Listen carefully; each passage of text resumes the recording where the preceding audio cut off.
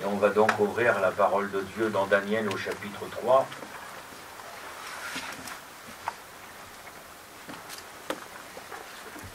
Lisons d'abord le verset 1er pour situer le contexte. Daniel chapitre 3, verset 1er.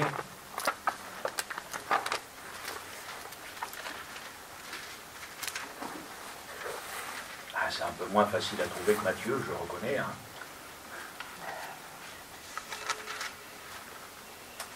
Le roi Nebuchadnezzar fit une statue d'or haute de 60 coudées, large de 6 coudées.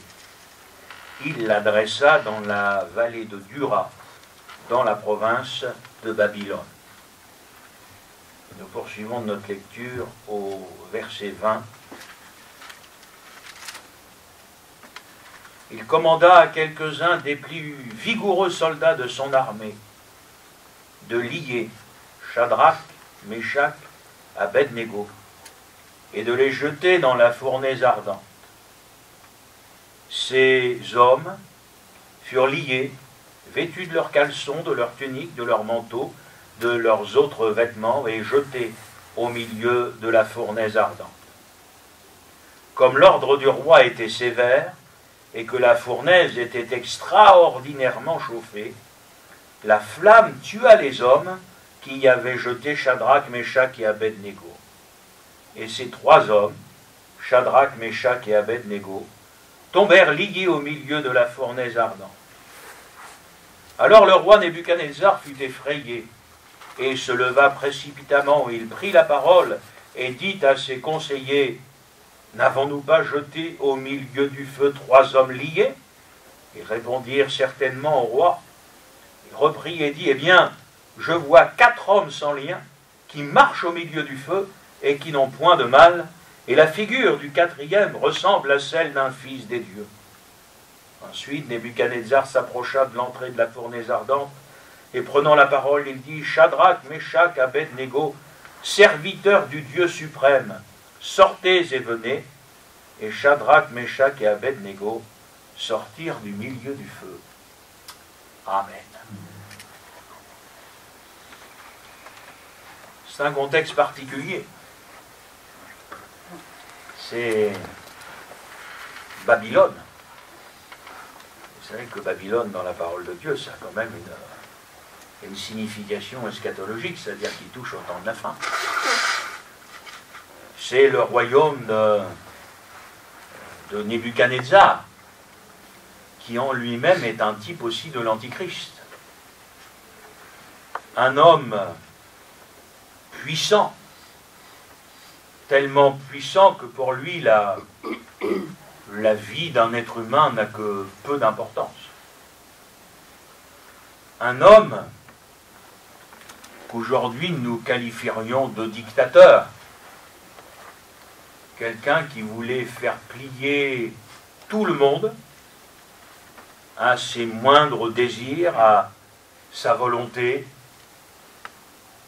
Cet homme qui va faire construire cette statue, alors ça vaut la peine de s'arrêter sur cette statue parce que elle a aussi une signification concernant la fin des temps, chaque partie de la statue correspondant à un royaume différent. Mais bon, c'est pas là-dessus que je m'arrêterai ce matin, ça c'est plutôt quelque chose qu'on étudie en étude biblique, n'est-ce pas? Et voilà que Nebuchadnezzar va commander à tout le monde d'adorer cette statue. Et rien qu'en lisant ça, nous y voyons déjà un plan diabolique. Parce que le Seigneur avait dit d'abord à Moïse et puis à son peuple qu'il ne fallait adorer que Dieu seulement. Donc dès que vous allez avoir sous forme d'idolâtrie, ici sous forme d'ordre de la part de Nebuchadnezzar, le fait d'adorer quelqu'un d'autre que Dieu, vous savez qui est derrière. on sait que derrière il y a un plan diabolique, qui est aussi un symbole des temps de la fin, où eh bien, il va y avoir une pression pour que nous cessions d'adorer le Dieu vivant et vrai, ou en tout cas pour que nous cessions de lui donner la place qui lui revient dans le culte.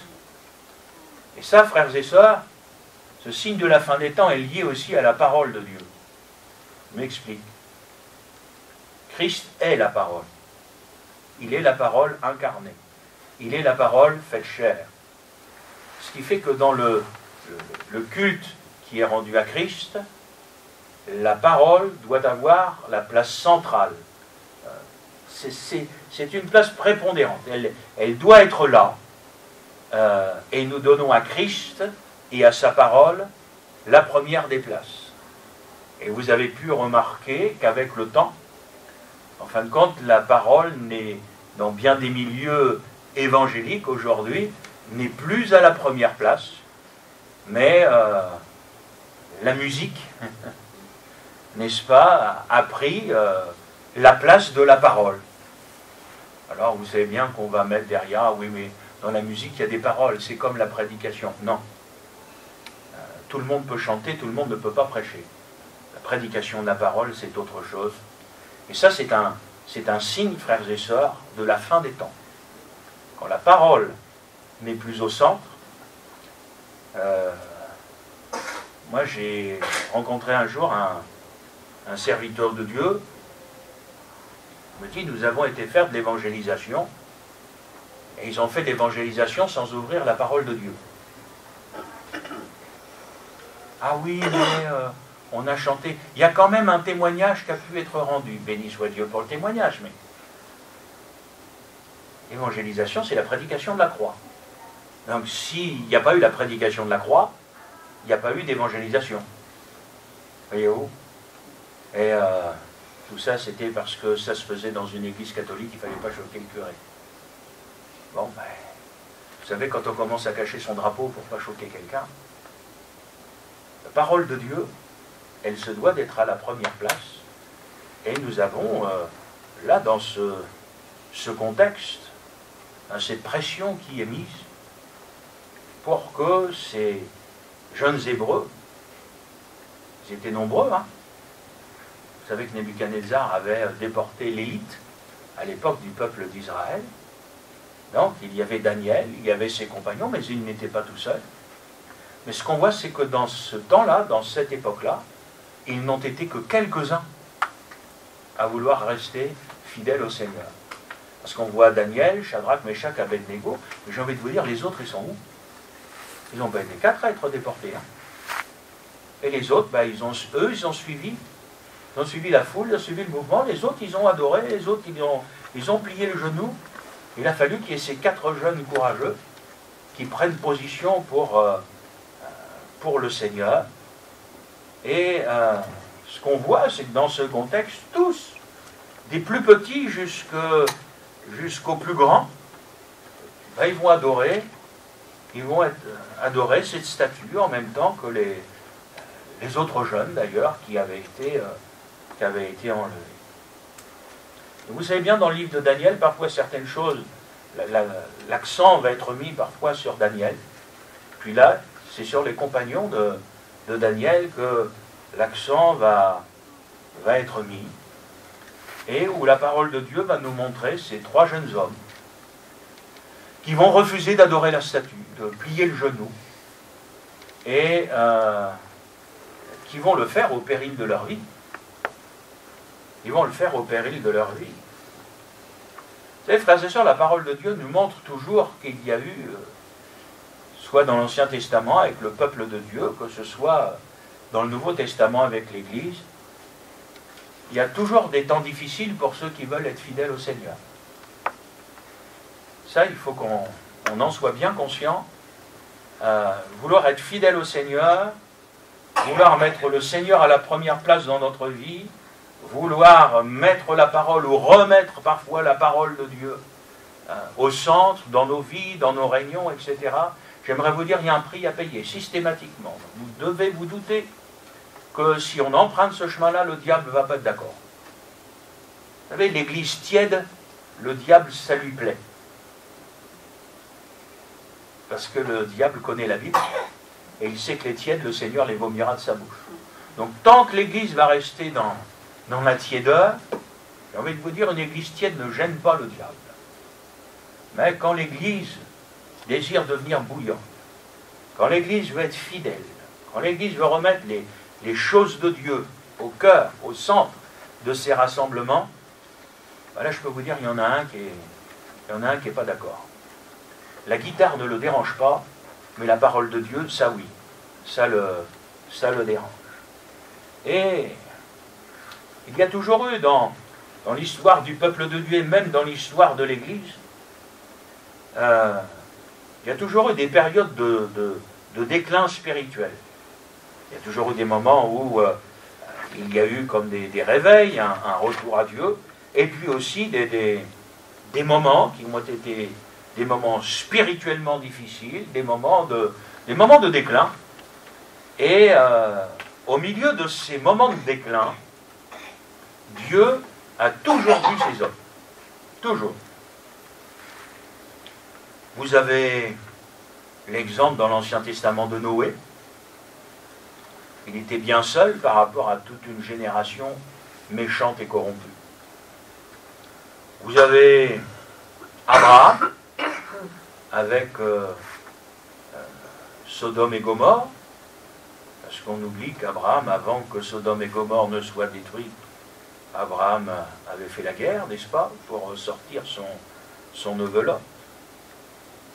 Vous avez Élie face à Akab et Jézabel, et puis aussi les 7000 qui n'avaient pas plié le genou. Enfin, ça faisait quand même pas beaucoup par rapport à ce qu'était le peuple de Dieu. Et puis nous avons là Daniel et ses 3 compagnons. Des hommes qui ne discutent pas. Leur vision, leur position, elle est établie, elle est claire. Ils ne feront pas de compromis. Et ils vont confesser leur foi en Dieu. Et ils sont même prêts à le payer de leur vie, plutôt que de se prosterner devant cette statue et devant ce qu'elle représente. Alors bien sûr, ça va déclencher la colère de Nebuchadnezzar, qui va ordonner que la fournaise soit chauffée 7 fois plus fort.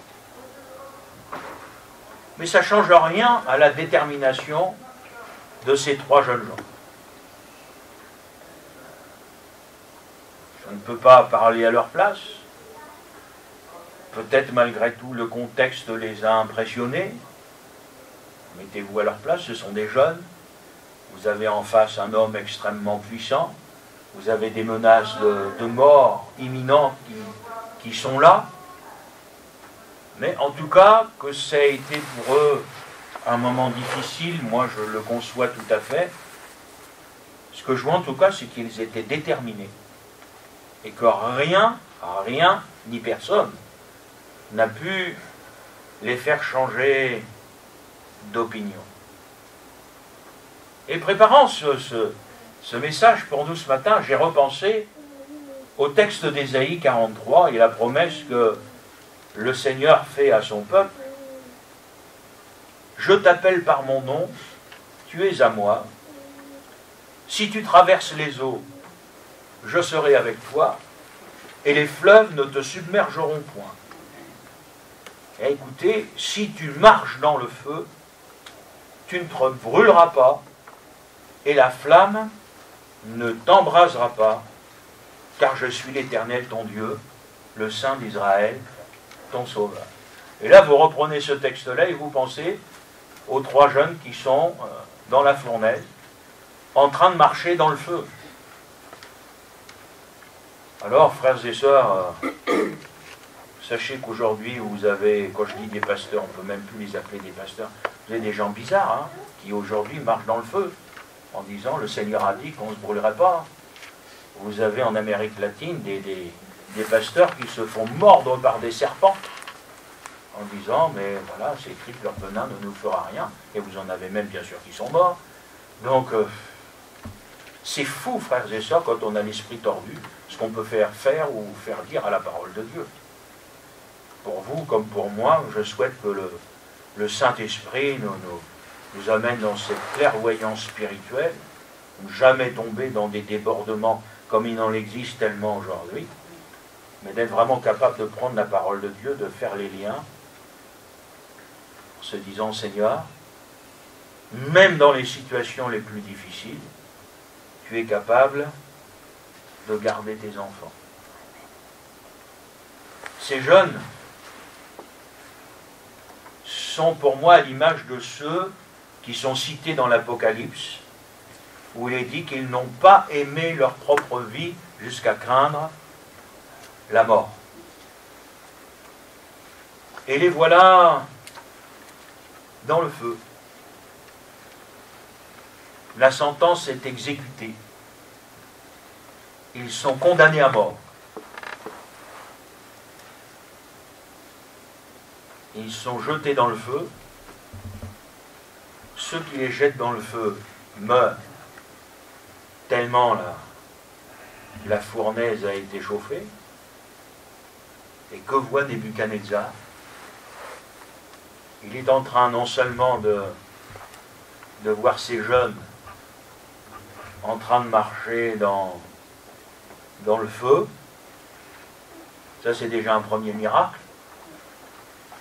Et vous et moi, nous savons qu'il y en a un autre. Voilà qu'ils ne sont plus 3, mais qu'ils sont 4. Qui est capable de faire une chose pareille? Qui est capable de produire pareil miracle? Avec une seule personne. C'est le Seigneur. Ça nous montre, frères et sœurs, que c'est écrit, vous le savez bien, dans la parole de Dieu, ceux qui veulent être fidèles à Dieu seront persécutés. Vous en avez l'image ici. Mais ça nous montre aussi que le Seigneur n'abandonne jamais ses enfants. Donc il n'a pas dit que ces choses ne nous arriveraient pas, mais il a dit que dans ces choses, il serait avec nous. Il y a beaucoup de chrétiens qui prient toujours pour que le Seigneur leur épargne toutes choses. Comme si la protection divine, c'était un parapluie qu'on avait au-dessus de la tête et qui nous épargnerait tout problème et toute difficulté. Moi, je regrette qu'on ait présenté parfois pendant des années la vie chrétienne ainsi à des gens, parce que c'est faux. C'est faux là. Vous et moi on le sait, frères et sœurs, la vie avec le Seigneur, c'est un combat permanent, quoi.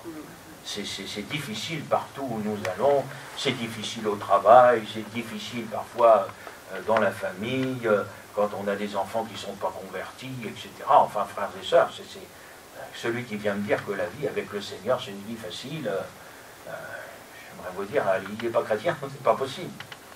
C'est pas possible. Je crois que quand nous arriverons au terme de notre pèlerinage terrestre, vous savez, notre armure, elle portera la marque des combats, elle portera la marque des coups. Ouais. Puis, c'est simple ce que je partage avec vous ce matin, mais voilà, c'est ce que le Seigneur a mis sur mon cœur, alors je l'apporte sans problème. Je vois ces 4 personnages marcher dans la fournaise, et j'entends le Seigneur Jésus qui nous dit, là où 2 ou 3 sont assemblés en mon nom, je suis au milieu d'eux. On a souvent pris ça comme une rengaine pour les réunions. Oh, on est 2 ou 3, le Seigneur, frères et sœurs, est au milieu de nous. Je ne suis pas toujours sûr, même s'il y a des rassemblements qui sont faits au nom du Seigneur, que le Seigneur soit là. Je crois qu'il y a des rassemblements, le Seigneur il ouvre la porte, quand il voit le bruit qu'il y a dedans, hop, il la referme, il s'en va. Donc ce n'est pas une formule magique, ça, vous savez, qui garantit la présence du Seigneur. Mais est-ce qu'on était capable d'associer aussi ça à ces temps difficiles par lesquels nous devons passer et qui nous assurent de la présence du Seigneur. Là, ils sont 3, et voilà qu'ils sont 4. Ouais. Moi, je crois que eux, ils nous diront un jour, parce qu'on les rencontrera. Oui? Moi, je suis curieux d'aller au ciel. Hein. Moi, j'ai envie de rencontrer plein de gens dans le ciel. Hein. Ah, je ne sais pas vous, mais... Alors moi, j'ai envie d'aller rencontrer plein de gens, moi, dans le ciel. Et ils nous diront, ouais, le Seigneur était avec nous. Est-ce que nous sommes dans l'Ancienne Alliance? Daniel, c'est bien l'Ancien Testament, c'est bien l'Ancienne Alliance. Est-ce que vous êtes d'accord avec moi pour dire que ce 4e personnage, c'est le Seigneur Jésus? Amen. Quand on voit même ce que Nebuchadnezzar, avec ce qu'il symbolise, va être capable de dire. Il ressemble à un fils des dieux. Bon, il a de la chance, il avait vu... mais il a réalisé que ce personnage qui est là, qu'il voit, il a réalisé qu'il n'est pas comme les autres. Et voyez-vous, frères et sœurs, même au sein des pires difficultés, c'est-à-dire ce sont les difficultés les plus difficiles, ce n'est pas la santé, tout ça, ce sont les difficultés qu'on subit à cause de la foi. Ce sont les persécutions, ce sont celles-là les plus difficiles. Celles qu'on subit parce qu'on est chrétien, à cause du nom de Jésus. Bien, ce qu'on voit, c'est que dans ces difficultés extrêmes, le Seigneur Jésus est là. Alors il y a des fois, on le voit. Il y a des fois, on ne le voit pas. L'essentiel, c'est qu'il soit là.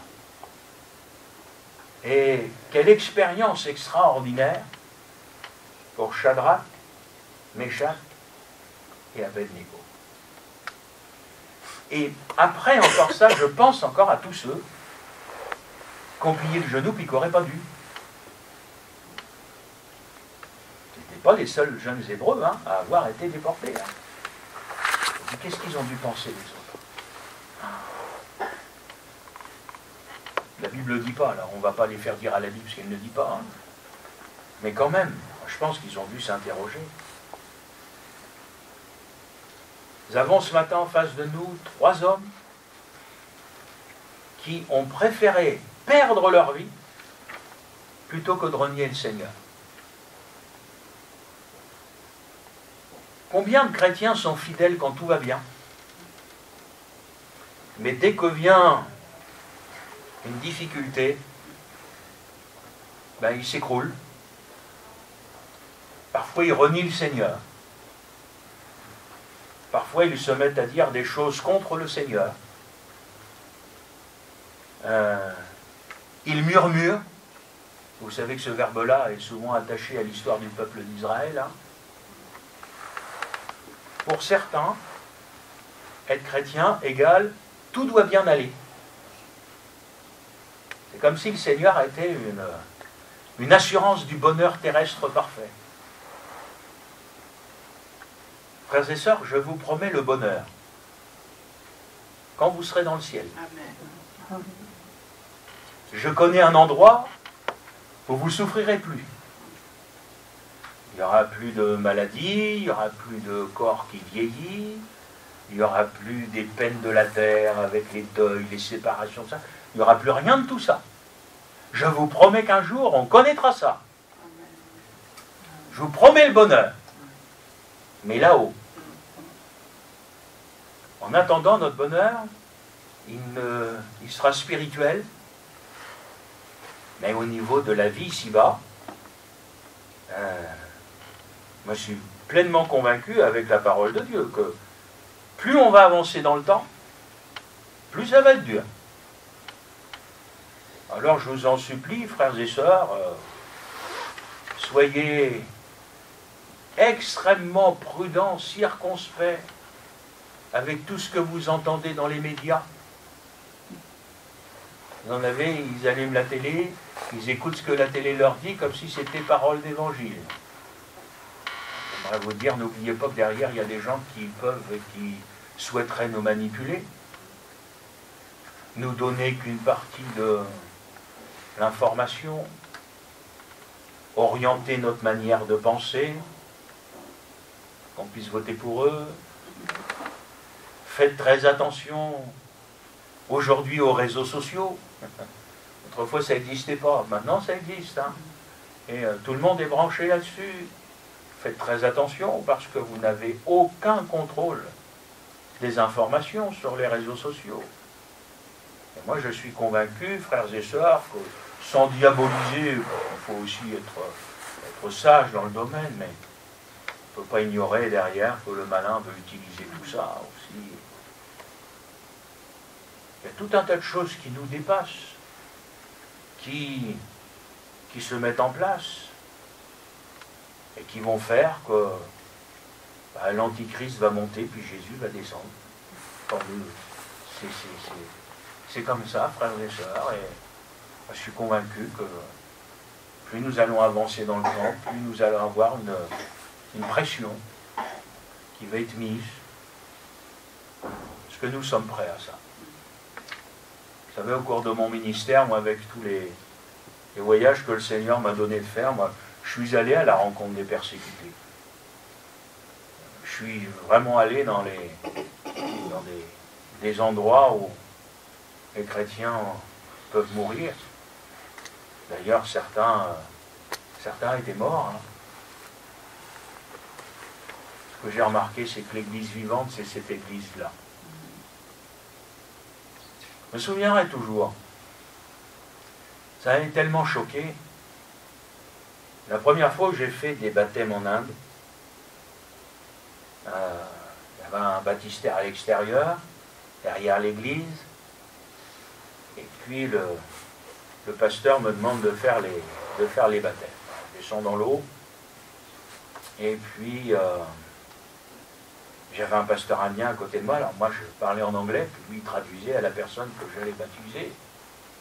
Crois-tu que le Seigneur Jésus est ton sauveur? Crois-tu qu'il a pardonné tous tes péchés? Est-ce que tu t'engages à le suivre, à le servir tous les jours de ta vie? Oui, oui, oui. Et puis au moment où je dis sur la confession de ta foi, je te baptise, le pasteur m'arrête. Il me dit, Gilles, il manque quelque chose.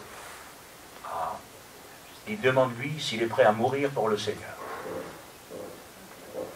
Parce que là-bas, il refusait de baptiser quelqu'un qui n'était pas prêt à mourir pour le Seigneur. Et la personne dit, oui, je suis prêt à mourir. Alors là, tu es prêt à être baptisé. Parce qu'il savait qu'à partir du moment où il se faisait baptiser, en sortant de l'enclos de l'église, les hindous pouvaient l'attendre pour lui faire sa fête. Je peux vous assurer que ça m'a fait réfléchir. Parce que pour nous, c'est facile de répondre, oui, je suis prêt à mourir pour toi, Seigneur. On ne risque pas notre vie en France parce qu'on est chrétien. Mais quand vous êtes dans ces pays-là, que vous convertissez, vous choisissez Jésus, et peut-être juste en rentrant chez vous, parce que vous savez, ça va très vite les informations là-bas, il y a des gars qui vont vous attendre. Alors ça, c'est de la conversion, ça. Ça, c'est pas du baptême t-shirt, comme je les appelle aujourd'hui, vous savez. Non, non, ça, c'est de la conversion. Et nous, aujourd'hui, frères et sœurs, il faut qu'on ose se poser la question, on en est où à titre personnel? C'est quoi la place de ma vie par rapport au Seigneur? Vous vous rendez compte? Vous avez des endroits comme ça où les gens sont... Quand vous pensez qu'en Corée du Nord, le simple fait de posséder une Bible peut envoyer toute votre famille en camp de concentration. Vous, votre femme, vos enfants, vos parents, vos grands-parents, enfin, vos oncles, vos tantes, tout le monde. Hop, camp de concentration. Vous aurez 40 grammes de maïs pour manger par jour. Ça vous dit que certains ont compris l'importance de la parole de Dieu. Et des chrétiens, parfois, ils ne l'ont pas compris. Moi, je vous promets qu'il y a certains dictateurs, ils savent que tant qu'il n'y a pas la Bible, ils garderont leur place. Donc, ils vont faire la guerre. On n'en est pas là, nos frères et sœurs.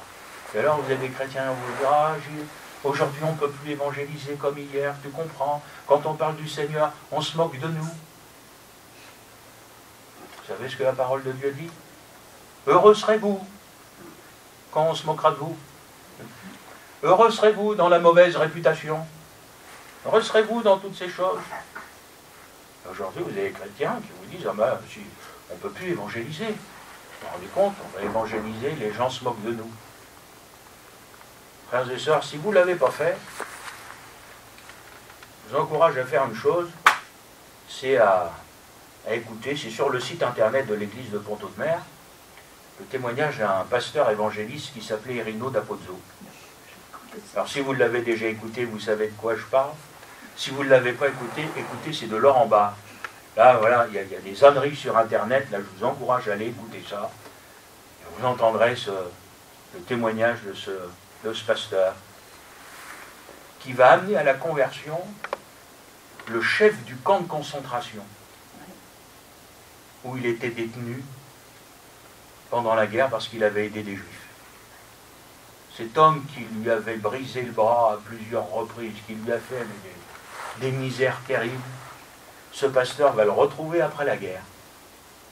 Il va aller chez lui et il va l'amener au salut. Ça, c'est autre chose qu'une moquerie, hein, etc. Il faut qu'on entende ces choses-là aujourd'hui. Les chrétiens, parfois, voudraient avoir une vie dans le coton. Moi, je vous dis, frères et sœurs, c'est pas possible. C'est pas possible. Il faut qu'on soit prêt à souffrir pour le nom du Seigneur. Et puis, je conclurai, mais à qui vaut-il mieux obéir? À Dieu ou aux hommes? Vaut-il mieux obéir à Dieu ou à Nebuchadnezzar? Parce que parfois, les hommes vont nous emmener dans des voies qui ne sont pas les voies de Dieu. À qui vaut-il mieux obéir? C'est ça que veut dire ce verset. Il y en avait qui ont rejeté parfois l'enseignement de certains pasteurs.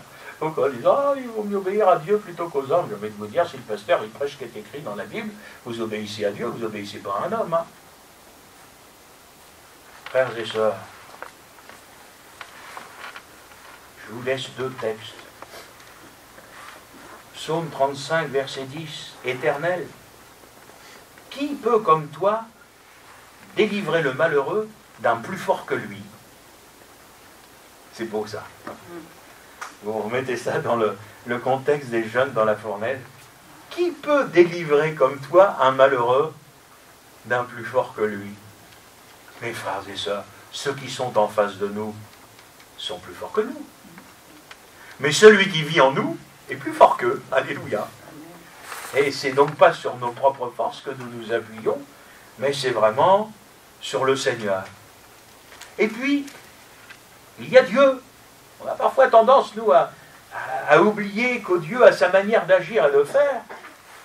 Et c'est dans le livre des Proverbes qu'il est écrit, celui qui creuse une fosse, il tombe, et la pierre revient sur celui qui la roule. Et j'aimerais, avec la parole, vous dire, voyez-vous Nebuchadnezzar manger de l'herbe comme des bœufs? Si vous connaissez votre Bible, hein. Voyez-vous Jézabel manger par des chiens? Voyez-vous Hérode rongé par les vers? Ah, ils ont fait du mal. Ils ont persécuté. Mais j'aimerais aussi vous dire, la justice de Dieu, elle s'est accomplie, elle est tombée sur eux. Et vous savez, quand on touche à un chrétien, le Seigneur dira, c'est comme si on touchait à la prunelle de ses yeux. On ne touche pas un chrétien impunément. Et ceux qui ont été les persécuteurs, bien comme je dis, regardez Nebuchadnezzar, regardez Jézabel, regardez Hérode, etc. Le Seigneur s'est occupé d'eux.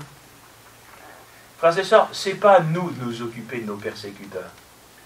La chair, quelquefois, va réclamer justice, hein, va réclamer son droit. La chair, elle doit mourir. Et si on souffre, eh bien souffrons. Et si on souffre injustement, eh bien souffrons injustement. Et si on dit contre nous toutes sortes de choses fausses, eh bien laissez-les dire. C'est le Seigneur qui nous justifiera. Lui, on l'a injurié, il n'a pas rendu l'injure. On l'a maltraité, ça veut dire on l'a frappé, il n'a pas rendu. Qu'est-ce qu'on n'a pas dit contre le Seigneur? Les Juifs, quand ils chassaient les démons, ont même dit c'est par Béelzébul qu'il le fait, au Fils de Dieu. Vous imaginez un petit peu? Qu'est-ce qu'ils n'ont pas été dire contre le Seigneur Jésus? Frères et sœurs, soyez pas surpris qu'on dise contre nous toutes sortes de choses. Et j'aimerais vous dire, peu importe. On en a dit hier, on en dit aujourd'hui, on en dira demain. Ce qui est important, c'est pas ce que les gens disent. Ce qui est important, c'est ce que le Seigneur dit. Ce qui est important, c'est ce que le Seigneur pense. Ce qui est important, c'est de rester fidèle. Peu importe ce que peuvent dire les hommes. Nous allons toujours chercher à avoir un bon témoignage, mais jamais de compromis. Nous allons chercher à rester fidèles au Seigneur.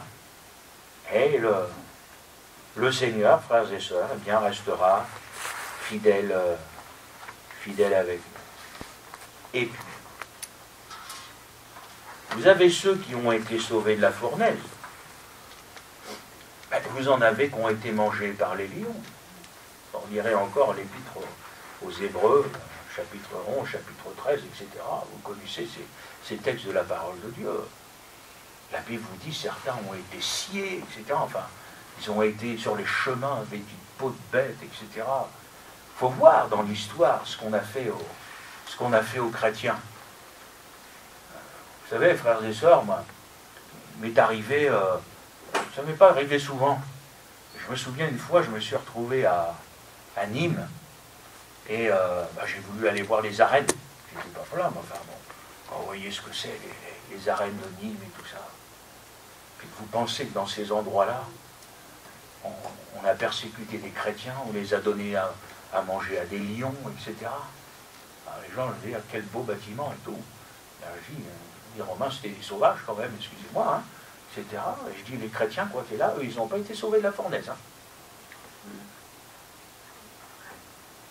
Et j'ai envie de dire, soit que nous vivions, soit que nous mourions. Nous vivons et nous mourrons pour le Seigneur. Amen. Béni soit Dieu d'avoir gardé les compagnons de Daniel, mais ils étaient prêts à mourir. Bon, le Seigneur les a gardés, béni soit Dieu. Mais si le Seigneur ne les avait pas gardés, ça aurait été aussi glorieux que le fait de les avoir gardés. Ça aurait montré à tous ceux qui étaient là, et puisque c'est dans la parole de Dieu, que des gens sont capables de mourir sans renier le nom du Seigneur. Et ça, je peux vous dire, ça c'est une gloire éternelle. Hein. C'est une gloire éternelle pour ceux qui... Alors, frères et sœurs, bon courage. Bon courage, parce que on est au début de l'année. La pratique, c'est toujours des vœux très très positifs. Bonne année, bonne santé, etc. Oh là là. Vous savez, moi, il y a longtemps, je suis un peu revenu de tout ça. Là, je suis un peu comme dans l'épître de Jean. Moi, je dis, oh là, je souhaite que votre âme prospère. Moi, je souhaite que vous restiez fidèles jusqu'au bout. Parce que moi, je sens bien, je ne sais pas comment est votre nez spirituel à vous. Moi, je sens bien que les temps qui arrivent ne sont pas faciles. Moi, je vois toutes sortes de choses. Je leur dis, mais Seigneur, si vous saviez, si vous pensiez à la place rouennaise, il y a de ces tordus sur la place rouennaise. J'écoutais encore des trucs cette semaine, et je me dis, Seigneur, mais c'est pas possible. Il y en a de ces églises là que je ne connaissais pas et tout ça, mais vous verriez dans notre ville de Rouen ici, mais ce qui peut... Et vous avez des gens qui viennent écouter ça, des gens qui jouent aux prophètes et machin et tout. Vous pouvez regarder un petit peu. Je dis, Seigneur, qu'est-ce qu'on est bien dans notre église biblique à Rouen? Qu'est-ce qu'on est bien dans notre petit groupe, Seigneur? Oh, oh, quand je vois toutes ces choses-là, etc. Puis le Seigneur nous a fait grâce. Bah, béni soit Dieu. On n'est pas nombreux. Vous attendiez à ce qu'il la foule, vous? Hein? Non, faut pas rêver, frères et sœurs. Vous savez, c'est ceux qui veulent rester fidèles. C'est un ici, là. Que le Seigneur nous garde fidèles, conformes à la parole. Bon courage. On prie ensemble.